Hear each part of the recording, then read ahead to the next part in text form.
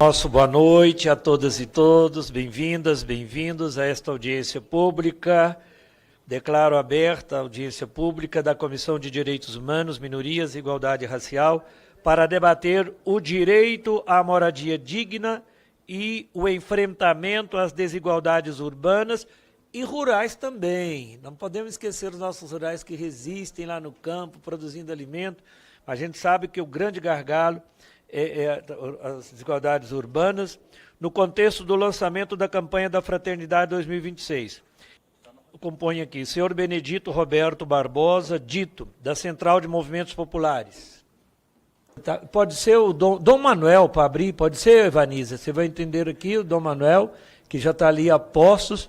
Agradecer o Dom Manuel Ferreira, bispo diocese de Registro, que é sempre o referencial aí para a Pastoral da Moradia e Favela Nacional. Gratidão pela contribuição, passo para o senhor então a palavra, iniciando assim, enquanto, dentre os convidados, esta audiência pública. Boa noite, que alegria poder falar com os senhores aqui da Diocese de Registro, bem na periferia do estado de São Paulo, uma diocese muito simples, um povo muito santo, e um povo comprometido com a transformação social. Nós estamos aqui para falar sobre a campanha da fraternidade. São 62 anos da campanha da fraternidade no Brasil. E nesse tempo, a campanha da fraternidade trabalhou diversos temas importantes para a sociedade, ajudando sobretudo na parte da conscientização, da realidade que vive grande parte do nosso povo. E pela segunda vez, a campanha da fraternidade trabalha o tema da moradia. Escolheu para este lema da campanha da fraternidade, ele veio morar entre nós, que Cristo veio habitar no meio de nós, mas não encontrou lugar para nascer. E viveu também como um sem-teto, muitas vezes. Ele disse, filho do homem não tem onde reclinar a cabeça.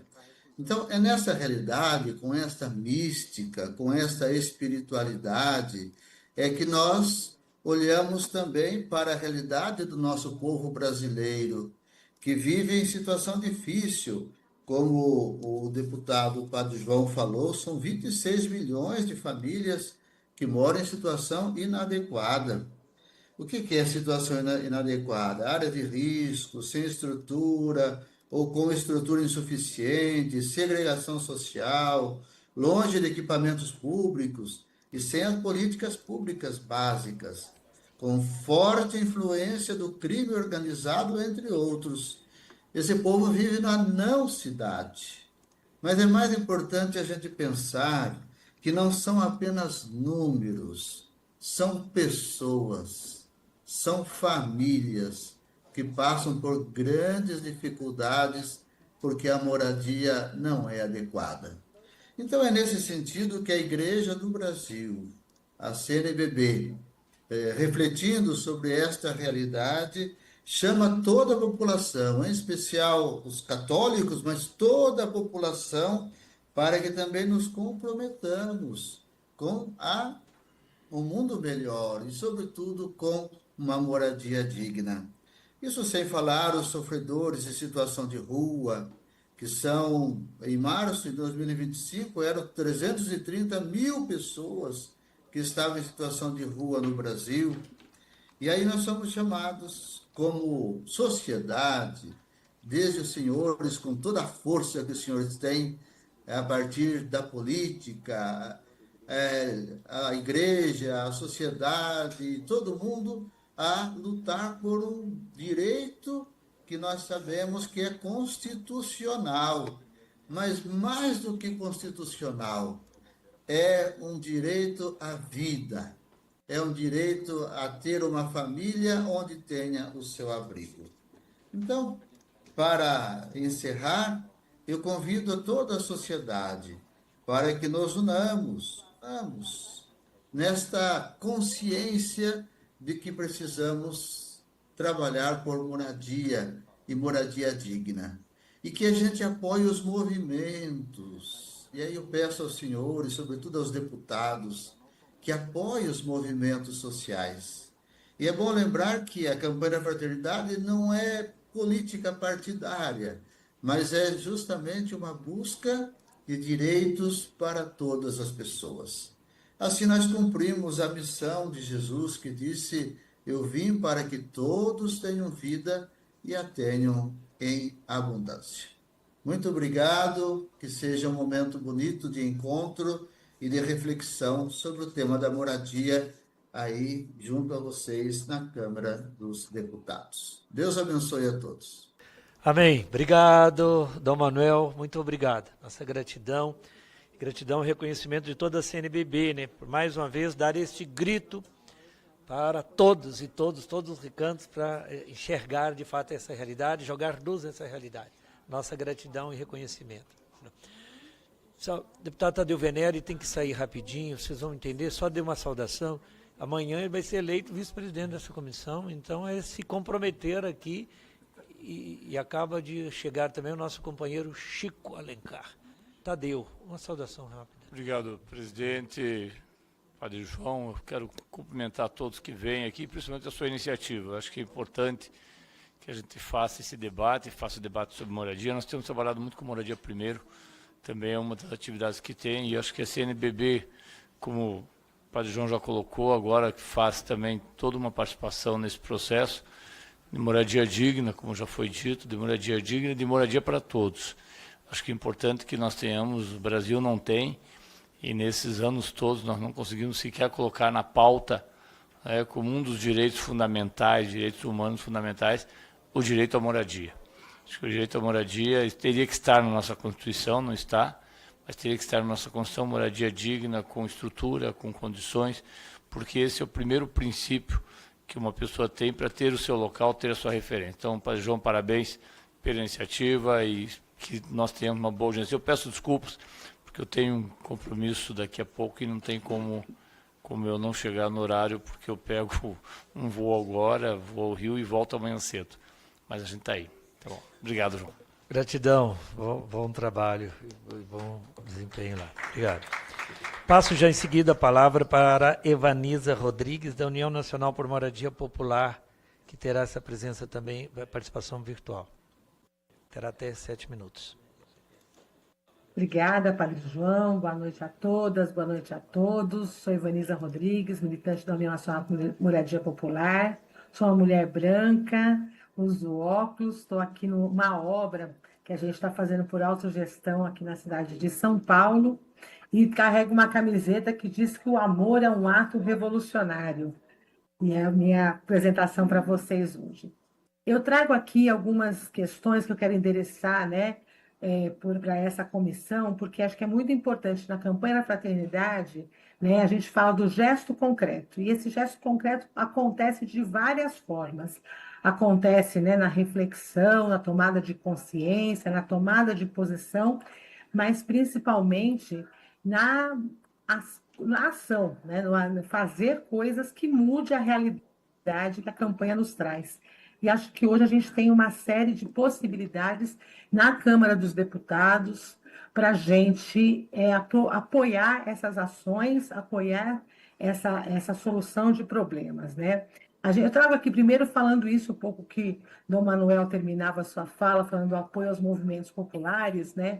E o movimento popular fala que a moradia é a porta de entrada para todos os direitos, e a primeira coisa que a gente pede, especialmente para essa Comissão de Direitos Humanos, né, é o cuidado contra a criminalização dos movimentos sociais.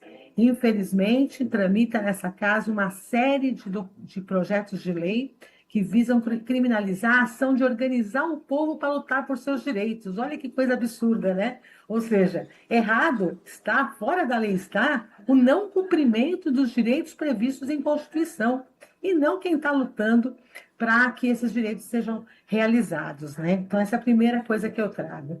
A outra coisa, já se falou bastante do déficit habitacional e suas várias faces, né? O déficit habitacional é um problema que a gente fala que é uma tragédia urbana e também no meio rural, mas que tem diversas faces, né? mas os dados oficiais falam que quase 6 milhões de famílias precisam de uma moradia.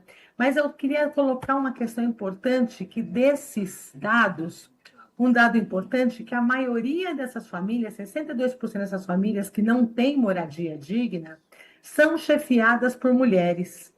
São famílias, né, chefiadas por mulheres e, portanto, que sofrem com mais intensidade a falta de política habitacional. E são famílias com renda abaixo de 2 salários mínimos, 75% quase das famílias que não têm moradia ganham menos que 2 salários mínimos. E, portanto, essas famílias não são atendidas por programas de financiamento habitacional. Elas precisam de programas sociais que tenham recursos públicos, né, para atender a sua necessidade.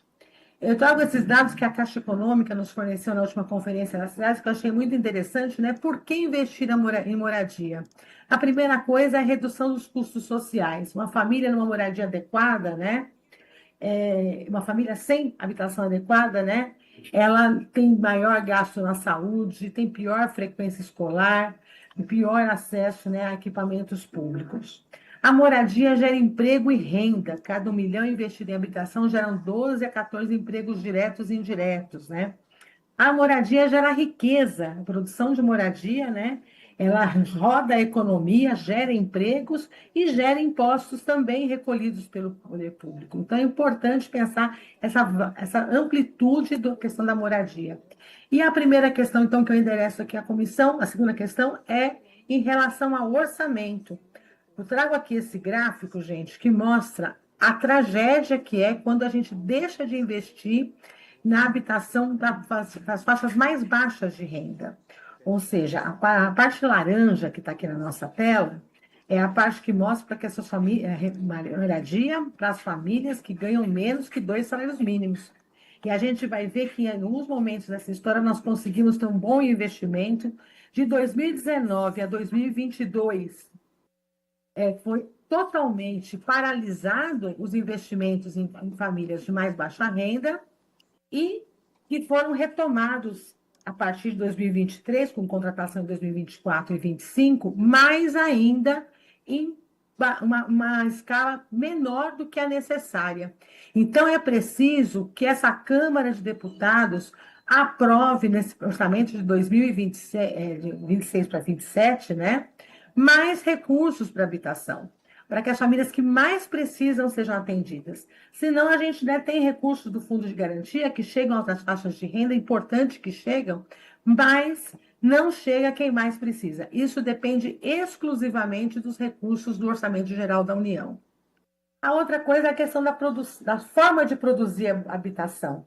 E nós defendemos a forma autogestionária, aquela forma onde as famílias organizadas possam produzir a sua moradia, gerir os recursos, fazer o projeto, fazer o mutirão, completar, né, com a sua criatividade, a sua capacidade, construindo não só moradia, mas comunidades fraternas.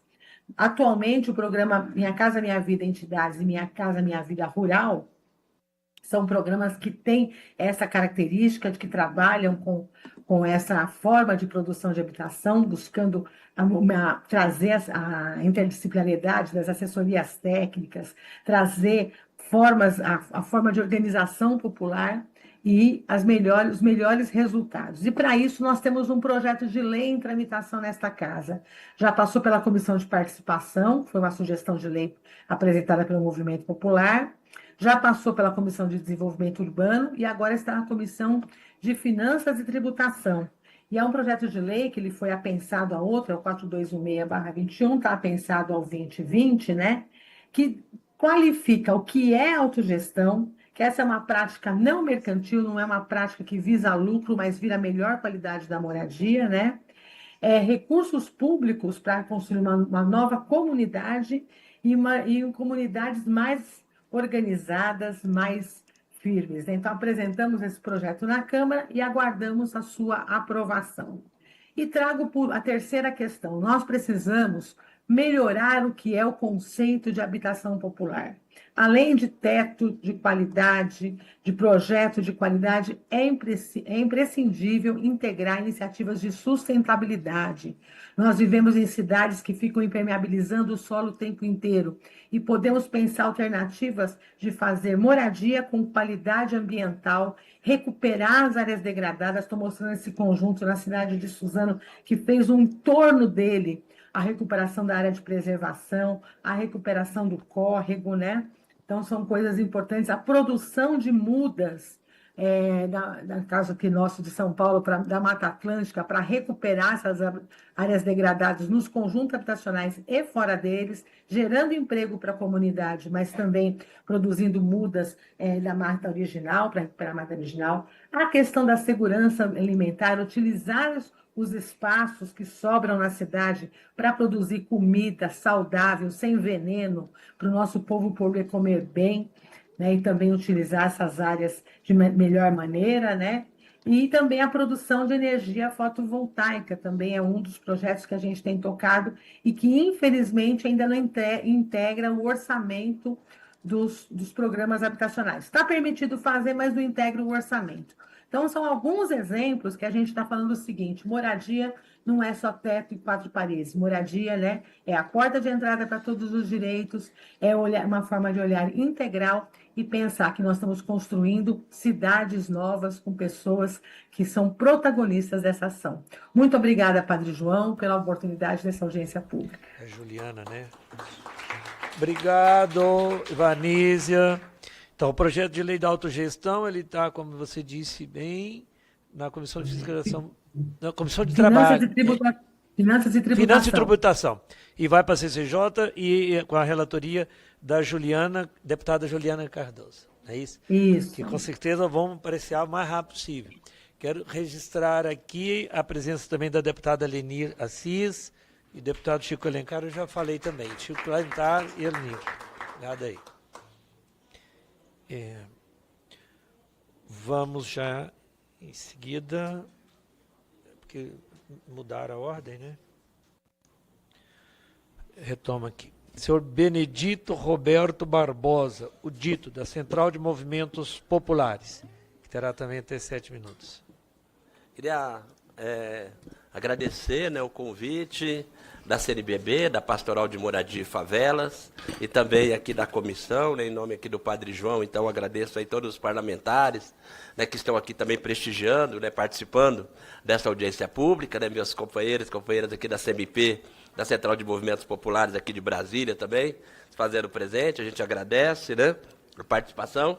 E amanhã, com certeza, também estaremos aqui, né, na sessão solene, né, porque é um momento importante, né, e festejar mesmo, né, essa iniciativa da CNBB, né, de lançar nesse ano em todo o Brasil, né, na campanha da fraternidade, trazendo esse tema, então, da moradia, né, fraternidade e moradia. Ele veio morar no meio de nós, né, dizendo, né, concretamente que Cristo, né, está nas favelas, que Jesus, como nasceu um sem teto também, né, ele está nas favelas, nas ocupações, né, e é muito importante também, né, nos conjuntos habitacionais.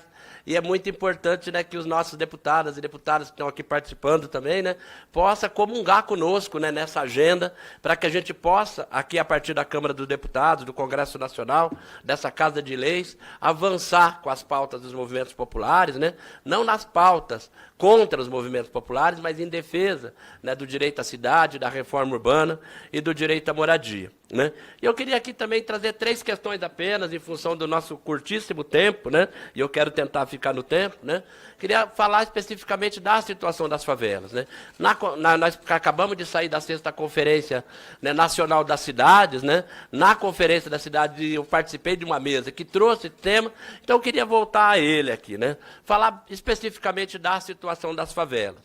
Para vocês terem uma ideia, né, no censo de 2000, né, então nós estamos falando de pouco mais, né, de 20 anos atrás, há 25, 26 anos atrás, né, no censo de 2000, no limiar aí, né, do século XXI, né, o Brasil contava, né, naquele censo, né, com 3.900 núcleos habitacionais, 3.900 favelas no Brasil, pelo levantamento do censo, né.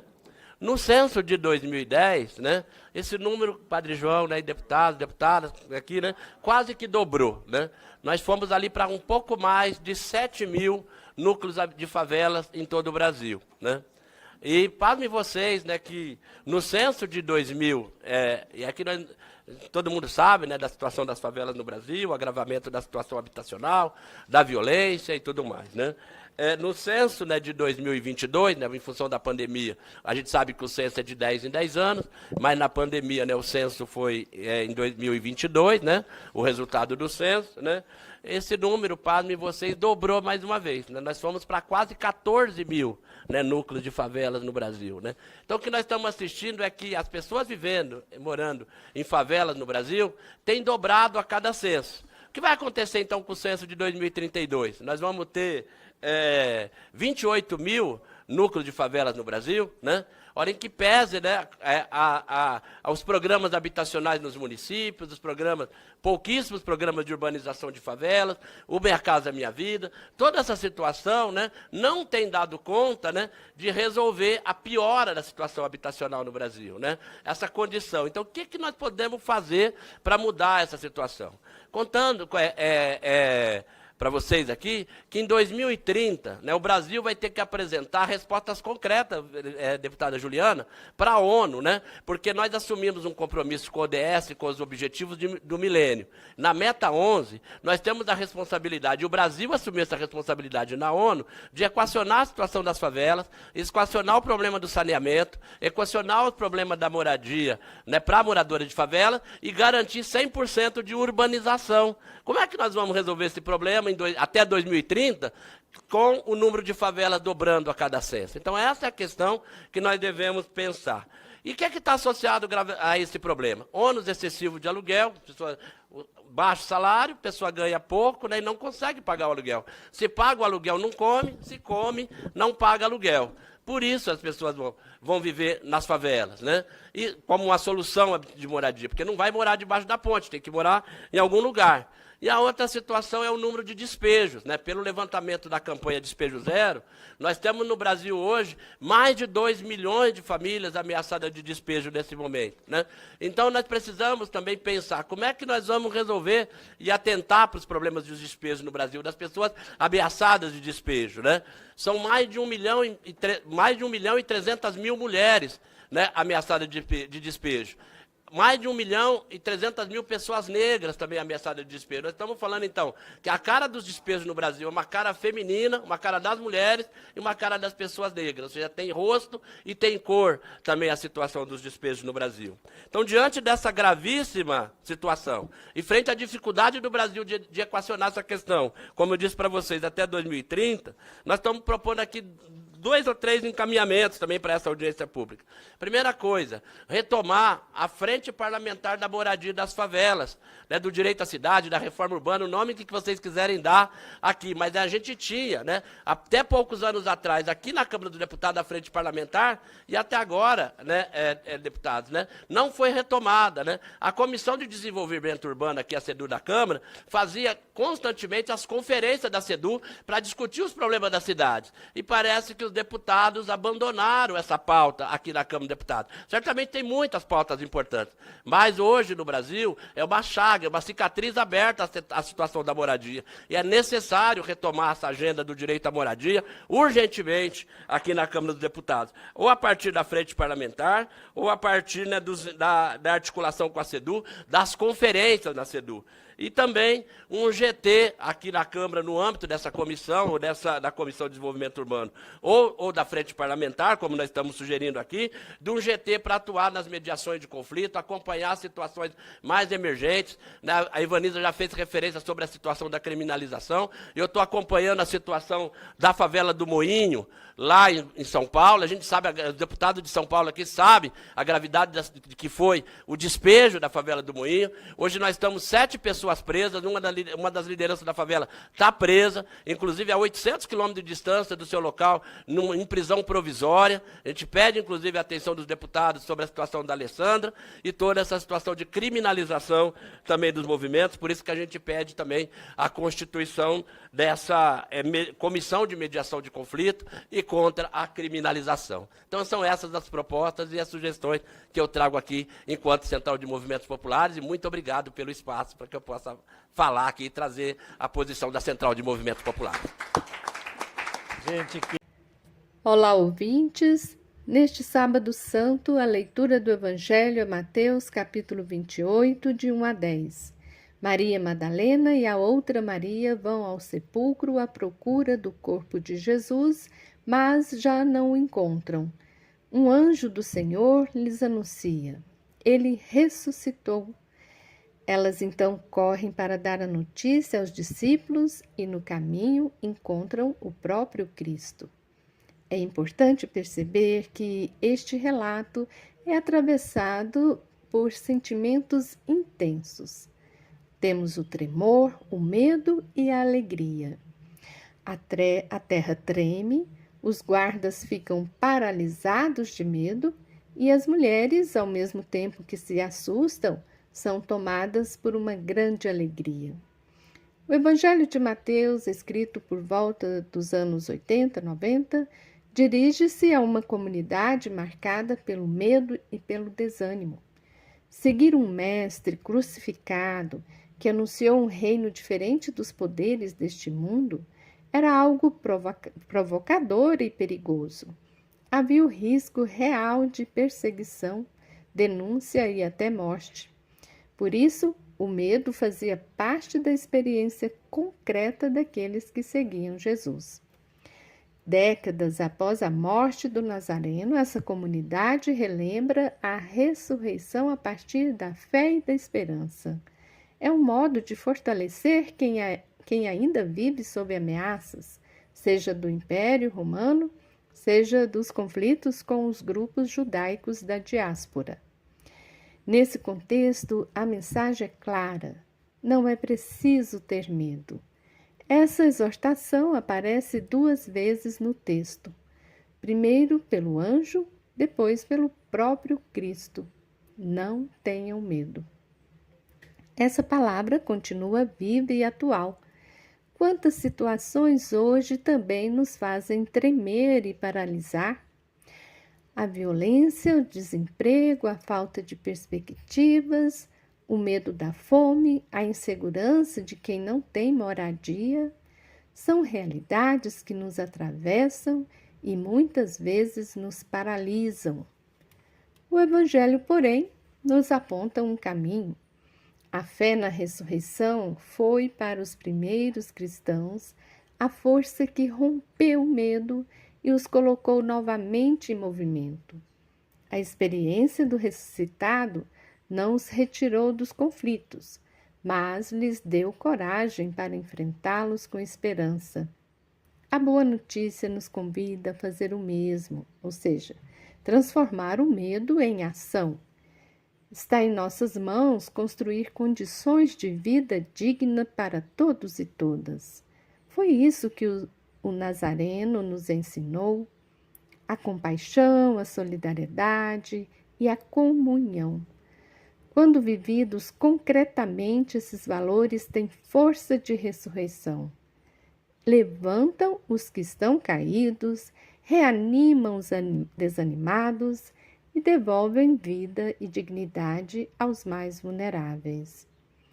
Neste sábado de Aleluia, vivemos a expectativa de vida nova. Como aquelas mulheres, somos convidados e convidadas a confiar, a recordar as palavras de Jesus e a seguir em frente, mesmo sem ver tudo claramente.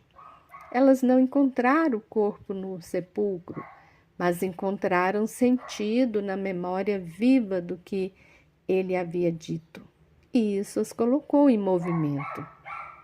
A Páscoa nos lembra: a morte não é a última palavra.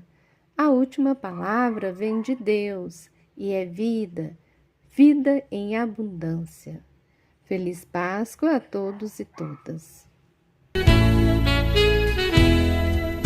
Boa nova, irmão, já chegou. Jesus Cristo nos diz conversão. Seu projeto de fraternidade vai mudar vida e coração.